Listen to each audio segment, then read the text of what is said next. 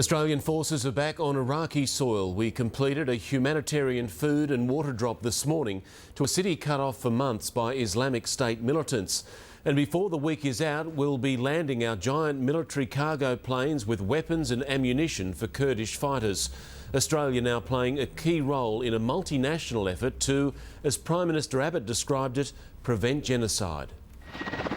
These are the desperate faces of dozens of men, women and children on the run from Islamic State forces. They're the lucky ones. Thousands more will be left stranded. The US has been targeting IS militants with more than 100 airstrikes, but now wants backup.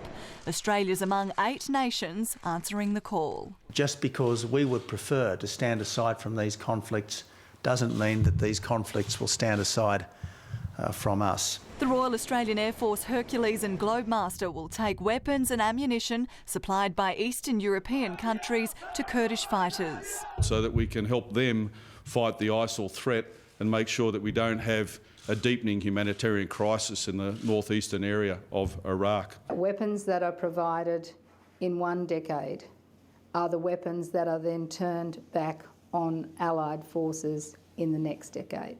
The first mission takes place within days and follows the latest Australian food and water airdrop this morning in the northern Iraqi town of Amirli. The Prime Minister's adamant Australia's involvement ends here for now. He says no further requests have been made, and if they are, they'll be considered on their risk, purpose and goal.